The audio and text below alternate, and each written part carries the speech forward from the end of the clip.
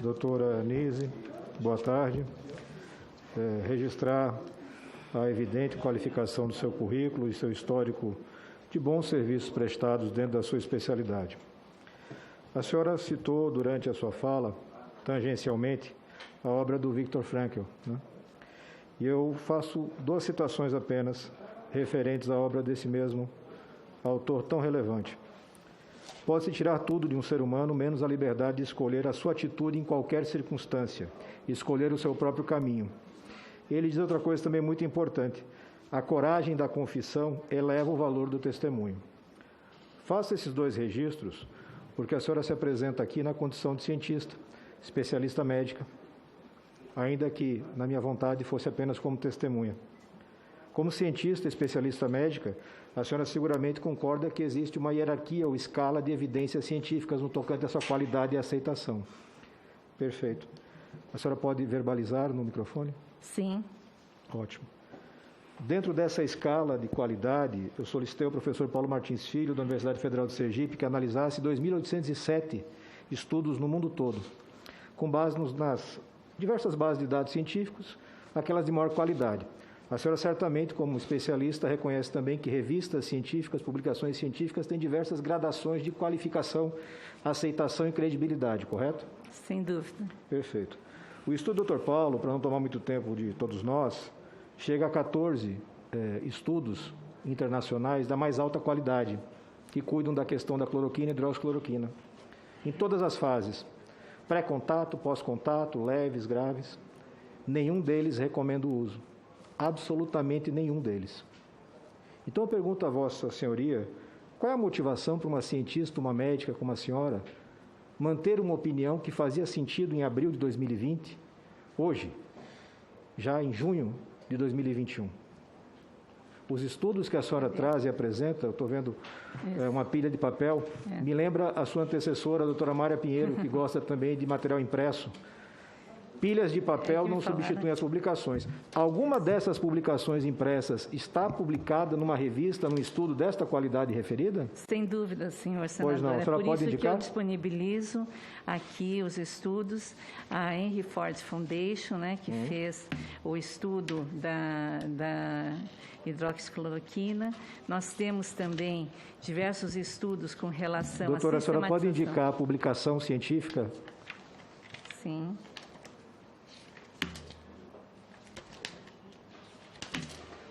Só a publicação científica, doutora. Só uma menção. Pede os senadores onde publicar.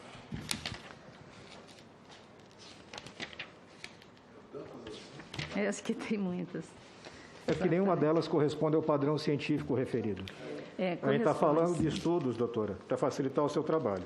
Eu estou pedindo à Vossa Senhoria estudos que tenham revisão sistemática com ou sem meta-análise, qualificadas, feitas por instituições sérias, publicadas em revistas sérias. Eu gostaria que a senhora pudesse me indicar alguma delas. Exatamente. Nós temos uma série, principalmente do Henry Ford Foundation, mostrando que essa publicação com revisão sistemática da literatura, ela traz uma informação com relação aos dados nos Estados Unidos, da utilização da hidroxicloroquina dessas instituições.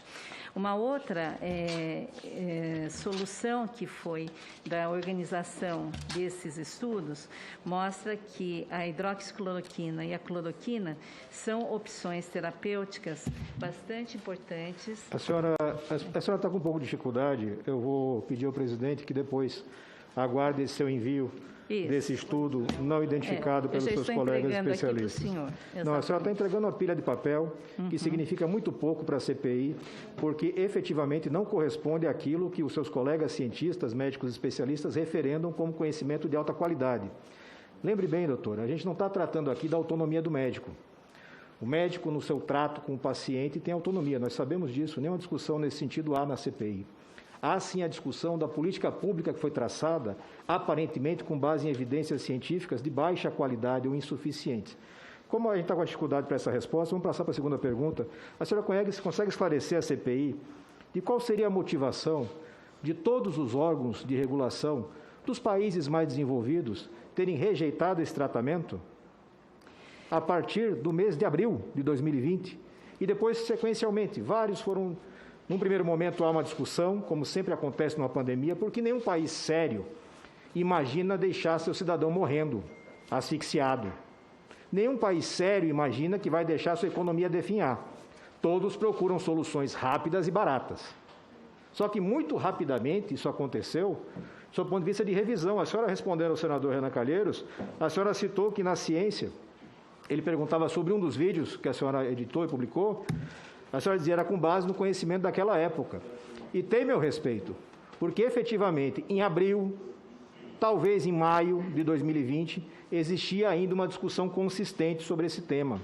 Mas daí em diante você vai tendo todos os órgãos, todos os países mudando sua orientação e passando a investir incisivamente em compra de vacinas. Então, eu pergunto à Vossa Senhoria, existe alguma justificativa para essa conduta desses países todos, desses organismos todos? Veja, as vacinas, elas são necessárias e o investimento relacionado às vacinas é extremamente importante. O que ocorre com relação a essas medicações reposicionadas e de baixo custo é que elas precisam também ser aprovadas em estudos grandes, multicêntricos. E isso está sendo feito. O que ocorre nessas meta-análises que juntam conhecimento, eu vi a sua fala com relação ao colega, excelente colega, mas existe também uma necessidade de avaliação com relação aos doutora, estudos de doenças precoces. Doutora, me permita lhe interromper, Isso. Só por conta da limitação de tempo que nós temos. Então, a pergunta que lhe faço é bastante objetiva. Por que países como Israel, Estados Unidos, União Europeia, todos eles abriram mão do uso desse remédio milagroso? A senhora consegue explicar isso? Fora da teoria conspiratória que se apresenta aqui cotidianamente. De que existe um complô global para matar gente, para vender vacina, ou coisa que o valha. É isso? Não entendi. Qual é essa teoria? Desculpe. A teoria que é defendida diuturnamente pelas pessoas com as quais a senhora se reúne e não necessariamente lembra da reunião, posso citar Arthur Entraub, posso recitar o Carlos Wizard, essa turma toda que defende que existe um complô global, segundo o qual as pessoas estão morrendo. Eu desconheço essa questão. Então, a senhora consegue me apontar algum motivo racional para não usar remédio e deixar as pessoas morrendo? Não, existem vários países que estão realmente, nesse momento, discutindo a questão da hidroxicloroquina. Não só a hidroxicloroquina, como a ivermectina, que é uma outra medicação muito importante. E o que a gente tem é que os estudos que estão se acumulando de informações estão demonstrando a eficácia e vão ser submetidos de novo aos organismos regulatórios. Doutora, o FDA americano... Sim, e FDA ele americano tem, que suspendeu em junho a indicação, correto? Ele tem uma área relacionada a evidências de mundo real. E essa área de evidências de mundo real, ela está recebendo informações de todo mundo com relação aos dados de tratamentos, inclusive tratamentos precoces. O Canadá está fazendo a mesma coisa. Doutora, o Canadá e os Estados Unidos deixaram de recomendar esses medicamentos no início do ano passado. Então, só para reposicionar, porque as pessoas ficam ouvindo e realmente é muito difícil. O tema é árduo, eu não sou especialista, mas me dou o trabalho de buscar especialistas. Com certeza. E acredito que é possível traçar uma boa linha de raciocínio lógico. Exato. Qual é o raciocínio lógico que aponta para Canadá e Estados Unidos deixarem de usar um medicamento e a gente continuar defendendo o uso desse medicamento hoje, mais de um ano depois? Eles estão baseados, nesse momento, nos dados anteriores, inclusive, doutora, no nosso artigo do Amazonas está lá, dando as negativas, e foi um dos motivos principais, doutora, da recusa naquele momento. Eu sinto muito de ter que interromper, não gostaria de ter esse tipo de conduta. Mas o estudo que a senhora refere foi objeto de avaliação no Conselho Federal de Medicina, foi objeto de avaliação do Ministério Público Federal e todos os procedimentos foram arquivados porque o procedimento de pesquisa foi considerado válido. Que a dose era alta e a toxicidade era muito alta. É porque in vitro só funcionava com dose alta, certamente a senhora tem essa informação. Me permita, por favor, trazer os fatos para o que eles são de realidade. O Brasil não merece mais desinformação. Eu não citei o Vitor Frankl à toa, ou para ilustrar uma fala, é porque realmente eu tenho a expectativa que uma pessoa que tem a sua formação, a sua inclinação humanitária, em algum momento, faça um juízo de revisão de consciência. porque é inacreditável que um profissional médico de alta qualificação rejeite todas as orientações das grandes instituições científicas, das grandes entidades de regulação, dos países que são referência em saúde e continue persistindo em falas que são, infelizmente, lastreadas apenas em artigos de menor qualificação. Eu pergunto, a senhora tem algum tipo de vinculação política com o governo? Não. A sua irmã foi candidata a deputada pelo partido do governo? Ela foi. Perfeito. Ela acompanhou a senhora nessas reuniões? Ela tem ideias próprias, não. Fico feliz em sabê-lo. Espero que isso ajude o governo em algum ponto. Ainda sobre a questão que a senhora apresentou aqui da famosa reunião para mudar a bula, que não era para mudar a bula. Ótimo. Está bem claro, né? Isso. E que não... já entendi perfeitamente. Tá e achei o jogo de palavras bastante interessante. Tive o cuidado, evidentemente, de entrar em contato com o Almirante Barra, com o ex-ministro Mandetta, que estavam presentes nessa mesma reunião e que, sentados aí onde a senhora está, disseram com toda clareza que o objetivo daquela reunião era apresentar um documento, um decreto a ser assinado pelo presidente da República. Está no documento que a senhora apresentou, inclusive. O documento que a senhora trouxe à CPI e que está na ata notarial que a senhora junta é um documento cujo objetivo era colher a assinatura do presidente da República. O que esse documento pretendia fazer era garantir a dispensação de medicamentos fora daquilo que era originalmente previsto no seu registro. Esse é o fato. A senhora trouxe o documento nesse sentido. Então, esse jogo de palavras para dizer que não era para alterar a bula, era para ter um documento oficial do presidente que passasse por cima da Anvisa, passasse por cima do Ministério, passasse por cima de todos e disponibilizasse um caminhão de cloroquina ou hidroxicloroquina para as pessoas, quando não existia já naquele momento nenhuma evidência que desse lastro a isso.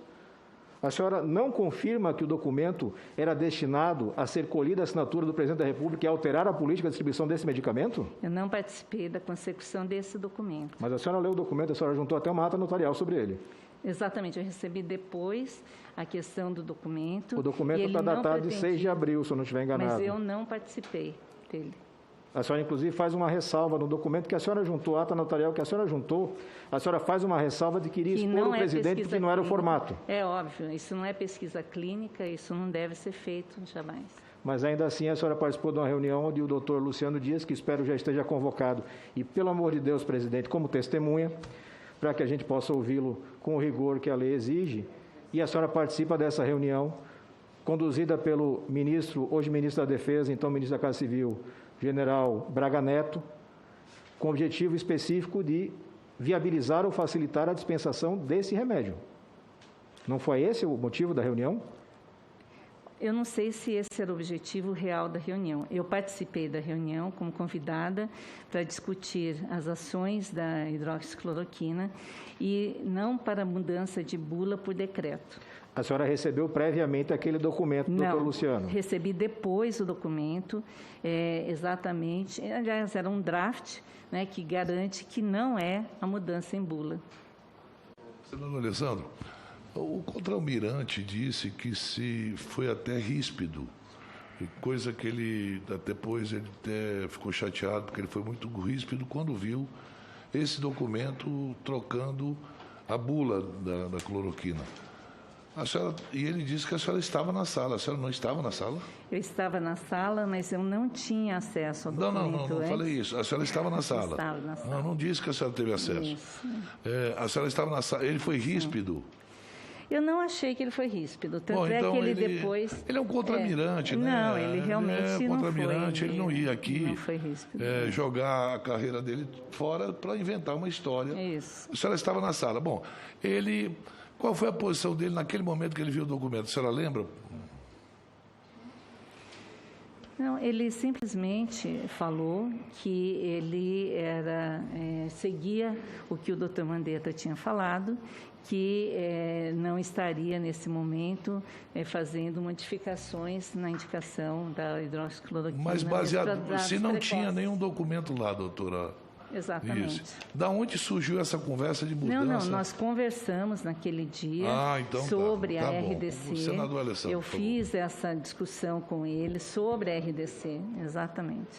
Então houve uma discussão para Sim, houve uma discussão para a discussão e foi claro que eles achavam que não era a hora. 15 segundos. E eu avisei que, então, através das novas regulamentações, realmente não havia necessidade. Mais tarde, a gente reconversou sobre isso. Então, ocorreu.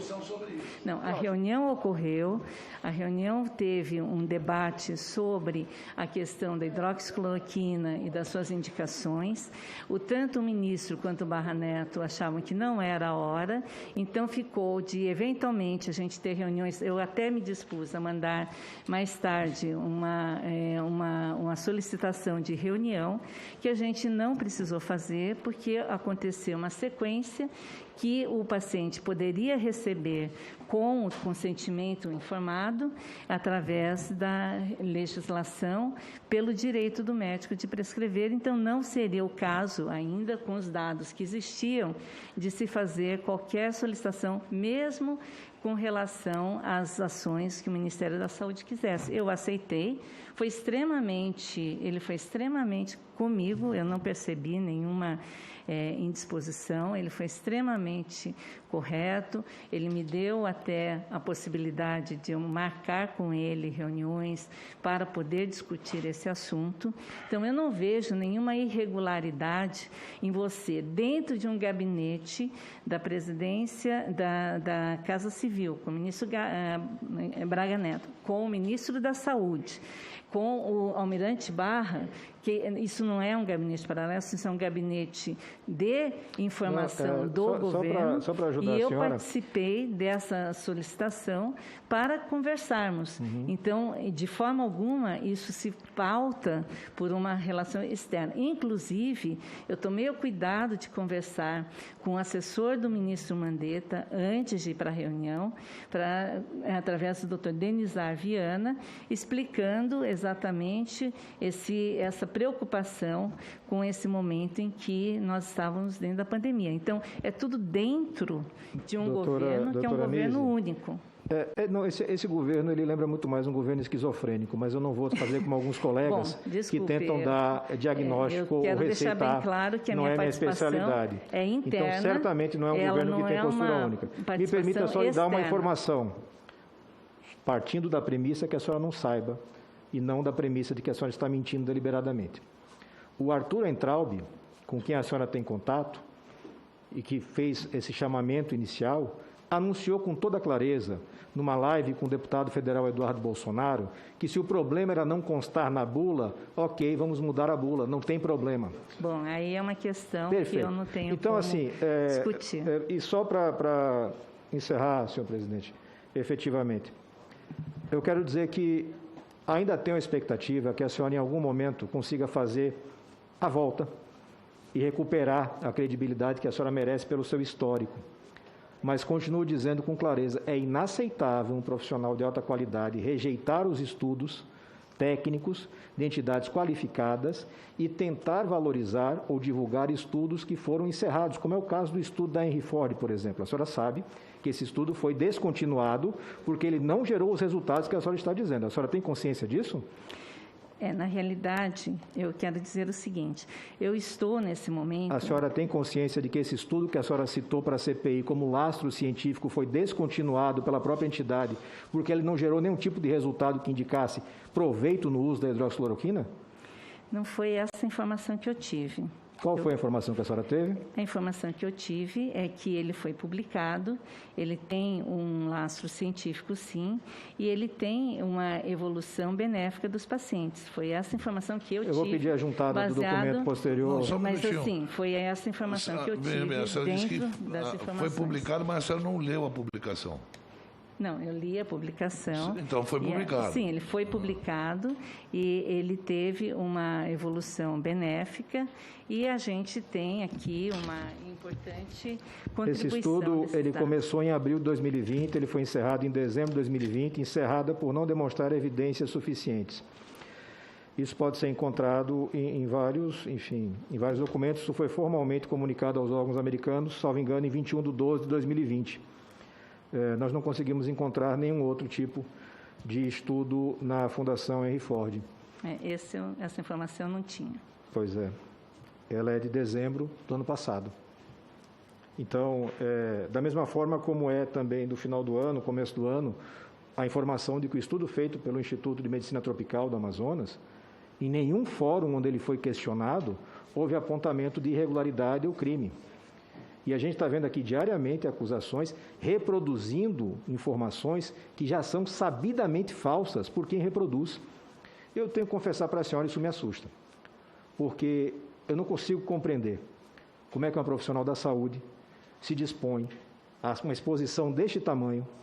Eu não sei que nível de vontade, de ter esse acesso, ou de vaidade, não sei, que coloca um profissional com a qualidade que a senhora tem numa situação como essa. Eu profundamente lamento e desejo que a senhora consiga retomar o seu rumo. Qualquer